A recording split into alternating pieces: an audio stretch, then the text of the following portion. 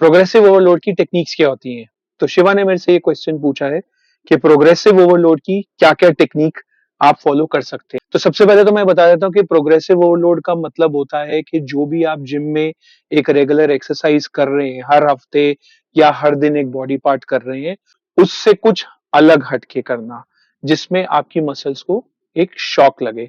So shocking the muscle is basically progressive overload. तो progressive overload की techniques बहुत सारी हैं, बट मैं उसमें से कुछ कवर करता हूं जो बहुत कॉमन वंस हैं। सबसे पहले तो अपना रेप रेट बढ़ाना।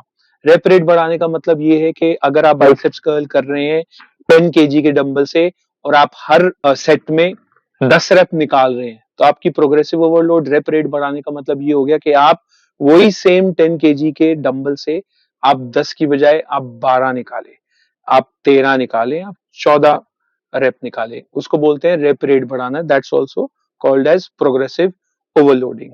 That is technique number 1। So technique number 2 की बात करें तो टेक्निक नंबर 2 में instead of increasing the rep, what you can do, you can increase the weight. तो इसमें आप क्या करेंगे, 10 ही रेप निकालें बट आप अपना वेट इंक्रीज कर देते हो। अगर आप 10 केजी कर रहे हैं तो आप 10.5 केजी कर सकते हैं, आप 11 केजी कर सकते हैं, आप 12 केजी कर सकते हैं। This is also called as progressive overloading.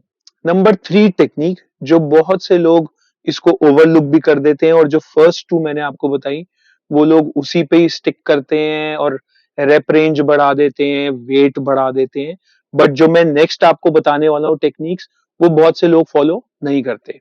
तो नंबर 3 टेक्निक क्या है? नंबर 3 टेक्निक में आप सेम रेप रेंज मारेंगे, आप सेम वेट मारेंगे, बट आप ये कोशिश करेंगे कि आप जो भी आप एक्सरसाइज कर रहे हैं वो प्रॉपर फॉर्म में मारे और मसल एंड माइंड कनेक्शन करके मारे। That is also progressive overload. क्योंकि मैं देखता हूं जिम में बहुत सारे लोग आते हैं, वो बस वेट उठा रहे हैं बट उनका माइंड और मसल कनेक्शन बन ही नहीं रहा है। So number 3 technique here for progressive overload is to have a muscle and mind connection. तो जो भी आप रेप कर रहे हैं, जो भी आप सेट कर रहे हैं, उसमें आपका मसल और माइंड कनेक्टेड होना चाहिए। सो नंबर 4 टेक्निक भी ऐसी है जो बहुत सारे लोग जो है वो ओवरलुक कर देते हैं और वो सिर्फ फर्स्ट 2 टेक्निक्स को ही majority of people they follow. So number 4 technique is to decrease the rest time between your exercise.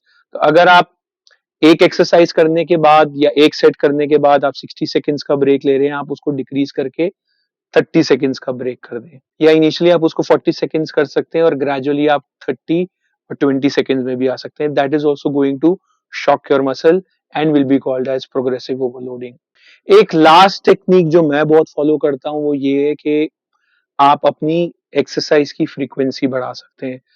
जैसे एग्जांपल अगर हम बाइसेप कर्ल की बात कर रहे हैं, तो अगर आप वो बॉडी पार्ट एक बारी हफ्ते में करते हैं, आप 2 दिन के ब्रेक के बाद या 3 दिन के ब्रेक के बाद, डिपेंडिंग कि आपका मसल कितनी जल्दी रिकवर कर रहा है, आप उसको वीक में 2 बारी कर लें, तो that is also called as progressive overloading. तो ये मैंने आपको 5 टेक्निक बताई हैं which are very helpful and will definitely bring a change in your body, in your muscle. So to conclude, progressive overload क्या होता है? एक स्टेट जिसमें आप अपनी मसल को एडिशनल शॉक दे रहे हैं जो आप रेगुलर डेज में नहीं देते हैं।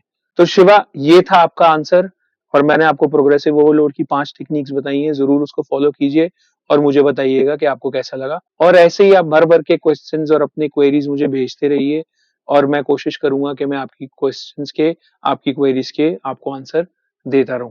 Thank you so much.